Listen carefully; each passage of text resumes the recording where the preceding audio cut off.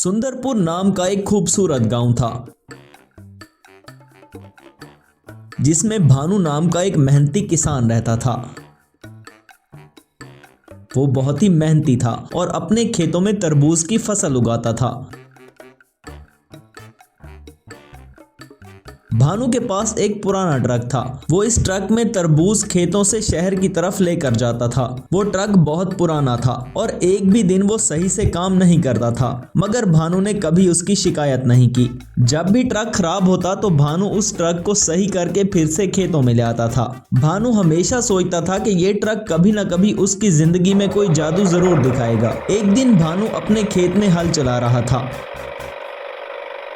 उसकी नजर अचानक एक खचाकदार आवाज पर पड़ी। उसने तेजी से जमीन को खोदना शुरू कर दिया और देखा कि कुछ लोहे का संदूक बाहर निकला है। संदूक को खोलते ही उसके अंदर एक अजीबोगरीब लॉकेट नजर आया। लॉकेट के अंदर से कुछ अजीब सी शक्तियां बाहर आ रही थी। भानु ने लॉकेट को हाथ में पकड़ा और खुद से कहा, अरे ये क्या चीज है? क्या ये कोई मामूली चीज है या कोई जादुई लॉकेट? जादुई लॉकेट को लेकर भानु वापस अपने घर आ गया, जहाँ उसका बेटा राहुल खेल रहा था। राहुल को हमेशा नई चीजों में काफी दिलचस्पी रहती थी। तब राहुल ने पूछा, पिताजी ये क्या चीज है जो चमक रही है? तब भानु ने कहा, अरे पता नहीं बेटा, मुझे तो ये खेतों में मिला है और मैं इसको घर ले आया। अगले दिन राहुल उस लॉकेट से खेल रहा था। अचानक उस लॉकेट से कुछ शक्तियां निकली और राहुल के एक खिलौने पर पड़ी, जिससे वो खिलौना तुरंत एक रोबोट में बदल गया। ये देखकर तो राहुल बहुत हैरान हुआ। तब राहुल ने लॉकेट की शक्ति से अपने सारे खिलौनों को रोबोट्स में बदल दिया। राहुल ने अपने पिताजी भानु को बुलाया और कहा, अरे पिताजी ये तो एक जादुई लॉकेट है और ये हर चीज को एक रोबोट में बदल देता है। भानु भी उन रोबोट्स को देखकर काफी हैरान हुआ और उसने अपने पुराने ट्रक को भी इस लॉकेट के जरिए रोबोट में बदल डाला। पुराना ट्रक एक मॉडर्न रोबोट में बदल गया जो खेतों में काम करने की पूरी ताकत रखता था। उस रोबोट का नाम तरबूज रोबोट रखा गया था, क्योंकि उसकी शक्ल एक वाटरमेलन जैसी थी। अब भानु का काम बहुत ही आसान हो चुका था और उसका तरबूज का कारोबार भी कामयाब होने लगा। वो अपने खेतों में काम करने वाले तमाम मजदूरों को छोड़कर उस रोबोट की मदद से काम करने लगा। वो रोबोट एक जादुई रोबोट था और खेती का काम भी बहुत ही अच्छे से करता था। उसके बाद भानु ने अपने रोबोट के दूसरे वर्जन बनाना शुरू कर दिए। घर बॉट जो गांव के लोगों के घरों की सफाई करता था और खाने पकाने के कामों में मदद करता। मार्केट बॉट दूसरा हेल्पर रोबोट, अगर किसी की गाड़ी खराब हो जाती तो रोबोट उसकी मदद करता था। यूं भानु का पूरा गांव रोबोटों से भर चुका था। हर रोबोट की अपनी अपनी खासियत थी। गांव के लोग भानु की कामयाबी को देखकर हैरान थे। हर कोई ये सोच रहा था कि आखिर भानु को इतनी बड़ी कामयाबी कैसे मिली और उसने इतने सारे रोबोट कैसे बना लिए। लेकिन गांव का धनवान लालू भानु के रोबोट से खुश नहीं था। उसके पास कई ट्रैक्टर थे, लेकिन वो इतनी जल्दी तरक्की नहीं कर पा रहा था जितनी भानु कर रहा था। तब एक दिन लालू ने कहा, अरे ये कैसे हो सकता है? भानु के पास कोई मॉडर्न मशीन भी नहीं, फिर भी वो कैसे इतनी तरक्की कर रहा है? लालू ने भानु की जासूसी करने के लिए अपने एक खास आदमी नंदू को उसके पीछे लगा दिया और उसके बेटे की निगरानी करने का हुक्म दिया। नंदू कुछ दिन तक भानु के बेटे की जासूसी करता रहा और एक दिन उसको जादुई लॉकेट का राज पता चल गया। तब नंदू लालू के पास आया और उसने कहा, अरे महाराज, मुझे पता चल चुका है कि भानु के पास एक जादुई लॉकेट है जो इसको सारा कुछ दे रहा है और उसी लॉकेट के जरिए ही वो सारे रोबोट बना रहा है। ये सुनकर लालू ने कहा, हाँ मुझे पता था उसके पास ऐसी ही कोई खास चीज है। हमें भानु के बेटे को अगवा करके लॉकेट ले आना होगा, फिर हम भानु को धमकाएंगे कि वो हमें लॉकेट दे दे, वरना हम उसका बेटा वापस नहीं करेंगे। जब हमारे पास वो लॉकेट आ जाएगा तो हम भी एक शक्तिशाली रोबोट बनाएंगे। नंदू ने अपने गुंडों के साथ मिलकर भानु के बेटे को अगवा कर लिया और लॉकेट के बदले उसकी रिहाई की शर्त रखी। ये सब सुनकर भानु बहुत परेशान था, लेकिन तब उसे याद आया कि उसके पास एक जादुई ट्रक रोबोट है जो हमेशा उसके साथ रहता है। तब भानु ने अपने सुपर ट्रक रोबोट से मदद मांगी। तब रोबोट ने कहा, सर आप फिक्र ना करें, हम आपके बेटे को बचा लेंगे, हमें बस होशियारी से काम लेना होगा। भानु लालू के पास गया और अपना जादुई लॉकेट लालू को दे दिया। तब लालू ने उसके बेटे को उसके हवाले कर दिया। लालू अब जादुई लॉकेट का मालिक बन चुका था। उसने अपने दोनों ट्रैक्टर्स को रोबोट में बदल दिया और भानु से बदला लेने की पूरी तैयारी कर ली।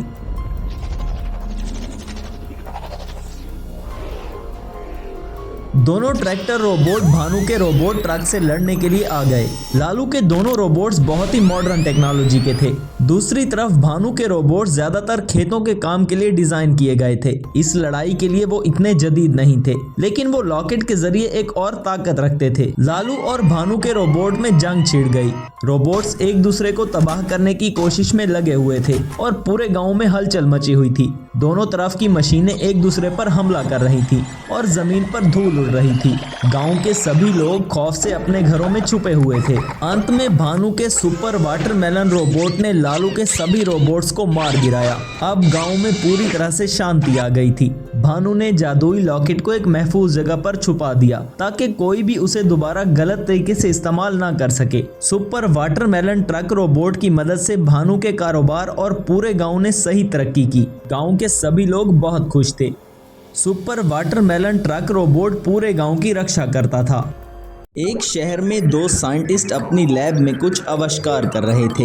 एक साइंटिस्ट का नाम था अक्षय और दूसरे का नाम राज था। अक्षय बहुत ही बुद्धिमान साइंटिस्ट था। वो हमेशा राज से 2 कदम आगे ही रहता था। वो नए नए एक्सपेरिमेंट करता। राज हमेशा अक्षय की कॉपी किया करता था। एक दिन अक्षय ने राज से कहा, सुनो राज, मुझे एक आइडिया आया है। मैं एक रोबोट बनाने पर रिसर्च कर रहा हूँ। अगर मुझे एक रोबोट बनाने का फार्मूला मिल गया तो इस रोबोट को अपनी आर्मी के हवाले कर दूंगा। फिर हमारी आर्मी पहले से भी ज्यादा स्ट्रॉन्ग हो जाएगी। अक्षय दिन रात रोबोट बनाने के बारे में रिसर्च करने लगता है और आखिरकार उसे एक रोबोट बनाने का फार्मूला मिल जाता है। अक्षय राज को अपना दोस्त समझता था, इसलिए वो राज को फार्मूले के बारे में बताता है और कहता है, अब मैं इस लैब में एक ट्रक लेकर आऊंगा और उसे एक रोबोट में बदलकर एक ट्रक रोबोट बनाऊंगा। ये सुनकर राज ने कहा, आखिर तुम एक ट्रक को ही रोबोट क्यों बनाना चाहते हो? तुम वैसे भी तो एक रोबोट बना सकते हो। ये सुनकर अक्षय ने कहा, मैं ट्रक को रोबोट इसलिए बनाना चाहता हूँ क्योंकि मैंने अपनी लैब में एक बहुत पावरफुल ट्रक मंगवाया है। अब मैं चाहता हूँ कि मेरे रोबोट में इस ट्रक की पावर हो। जब रोबोट और ट्रक की पावर मिल जाएगी तो एक बहुत ज्यादा शक्तिशाली रोबोट बनेगा और मैं चाहता हूँ कि मेरा रोबोट बहुत ज्यादा पावरफुल हो और उसका मुकाबला और कोई रोबोट भी ना कर सके। ये सुनकर राज ने कहा, अरे देखो अक्षय, तुम इतनी मेहनत कर रहे हो और इस रोबोट को बनाने में तुम्हारी काफी दौलत भी लग जाएगी।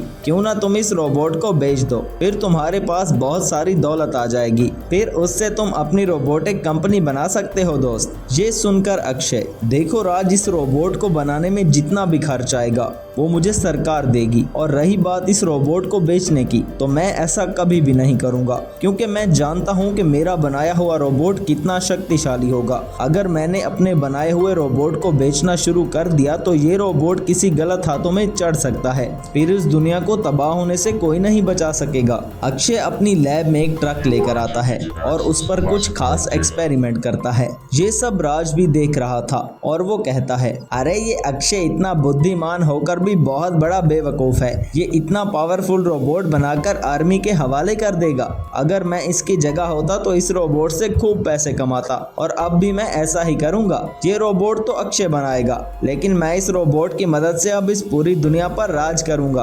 काफी मेहनत के बाद अक्षय उस ट्रक को एक सुपर ट्रक रोबोट में बदल देता है और उसमें एक पावरफुल चिप भी लगाता है जिससे वो रोबोट एक्टिवेट होकर बोलने लगता है और कहता है, यस सर, मुझे क्या करना होगा। तब अक्षय इस रोबोट से कहता है, सुनो सुपर ट्रक रोबोट, मैंने तुम्हें कंट्रोल करने के लिए एक रिमोट कंट्रोल बनाया है। अब मैं ये रिमोट कंट्रोल जिसके भी हवाले करूंगा, तुम्हें उसकी हर बात मानना होगी। ये सुनकर रोबोट ने कहा, यस सर, कमांड रिसीव्ड, मैं ऐसा ही करूंगा।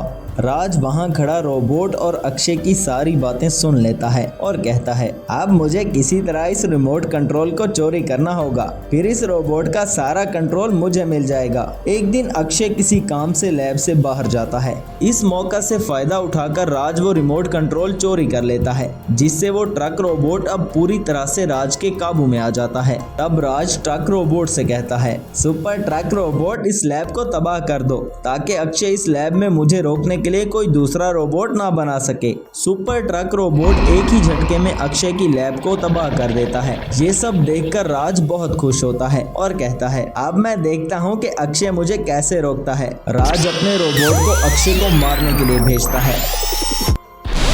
रोबोट अक्षय का घर भी तोड़ देता है। राज को लगता है कि अक्षय भी मारा जा चुका है, लेकिन अक्षय किसी तरह अपनी जान बचाकर वहां से भाग जाता है और एक जंगल में आकर छुप जाता है।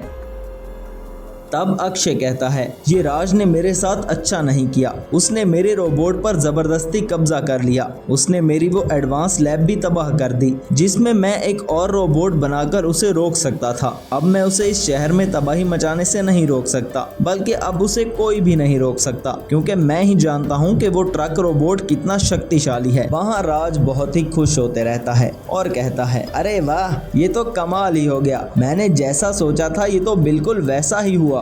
आखिरकार मैं इस शक्तिशाली ट्रक रोबोट को अपनी मुट्ठी में कैद कर लिया। अब मैं इस रोबोट को जैसा भी कहूँगा ये बिल्कुल वैसा ही करेगा। अब जैसे मैंने इस रोबोट को अपने दिमाग से अपना गुलाम बनाया है, बिल्कुल इसी तरह मैं इस रोबोट की ताकत से पूरे शहर के लोगों को अपना गुलाम बनाऊंगा। और हाँ, अब जो भी मेरे रास्ते में आएगा, मेरा सुपर ट्रक रोबोट उसे खत्म कर देगा। सुनो सुपर ट्रक रोबोट, तुम जाकर हर तरफ तबाही मचा दो। शहर के सभी लोगों को तुमसे डरना चाहिए। सुपर ट्रक रोबोट शहर में आ जाता है। इतने विशाल रोबोट को देखकर सभी लोग डर जाते हैं। तब वहाँ खड़ा एक आदमी कहता है, अरे मुझे तो लगता है ये रोबोट हमारे शहर को तबाह करने के लिए आया है। सब लोग किसी सुरक्षित जगह पर छुप जाओ। ये सुनकर वहाँ खड़े एक दूसरे आदमी ने कहा, अरे हाँ हाँ, कुमार ठीक कह रहा है। मुझे तो इस रोबोट के इरादे ठीक नहीं लग रहे। इससे पहले कि ये हमारा कचूमर निकाल दे, सब लोग अपनी जान बचाकर भाग जाओ। सुपर ट्रक रोबोट शहर की बड़ी बड़ी बिल्डिंग्स को तबाह करने लगता है। आर्मी भी उस रोबोट को रोकने की कोशिश करती है, लेकिन नाकाम रहती है। अक्षय को भी इस बात का पता चल चुका था कि राज पूरे शहर में तबाही मचा रहा है। अक्षय एक जंगल के रास्ते जा रहा था। तब रास्ते में उसे एक स्वामी जी मिलते हैं और वो कहते हैं, बेटा तुम मुझे काफी परेशान लग रहे हो, सब ठीक तो है? ये सुनकर अक्षय स्वामी जी से कहता है, अरे स्वामी जी, कुछ भी ठीक नहीं है। मैंने अपनी आर्मी की मदद के लिए एक रोबोट बनाया था, लेकिन अब वो रोबोट एक गद्दार साइंटिस्ट के हाथ में आ चुका है और वो मेरे रोबोट का गलत इस्तेमाल करके हमारे देश को तबाह कर रहा है। मैं उसे रोक सकता था, लेकिन मेरे पास अब अपनी लैब भी नहीं है। ये सुनते ही स्वामी जी वहाँ पर एक एडवांस टेक्नोलॉजी की लैब को प्रकट करते हैं और कहते हैं, सुनो बेटा, तुम्हें इस लैब में वो सब कुछ मिलेगा जिससे तुम एक रोबोट बना सकते हो। मैं चाहता हूँ कि तुम एक और रोबोट बनाकर लोगों की मदद करो। ऐसा कहकर स्वामी जी वहाँ से चले जाते हैं। अक्षय को अब रोबोट बनाने के लिए लैब मिल चुकी थी। अक्षय उस लैब के अंदर जाता है तो वो हैरान हो जाता है और कहता है, अरे वाह, इस लैब में तो रोबोट बनाने का सारा सामान मौजूद है। अब मुझे जल्द से जल्द एक पावरफुल रोबोट बनाना होगा जो इस ट्रक रोबोट को खत्म कर सके। अक्षय स्वामी जी की दी हुई लैब में एक रोबोट बनाना शुरू कर देता है और उस लैब में एक जेसीबी लेकर आता है और उसे एक विशाल टाइटन मॉन्स्टर रोबोट में ट्रांसफॉर्म कर देता है। अक्षय टाइटन मॉन्स्टर को ट्रक रोबोट के बारे में सारी बात बताता है। तब टाइटन मॉन्स्टर ने कहा, डोंट वरी सर, मैं उस ट्रक रोबोट को नहीं छोड़ूंगा और अपने देश को बचा लूंगा। टाइटन मॉन्स्टर भागता हुआ सुपर ट्रक रोबोट को रोकने के लिए जाता है और एक ही हमले में सुपर ट्रक रोबोट को खत्म कर देता है।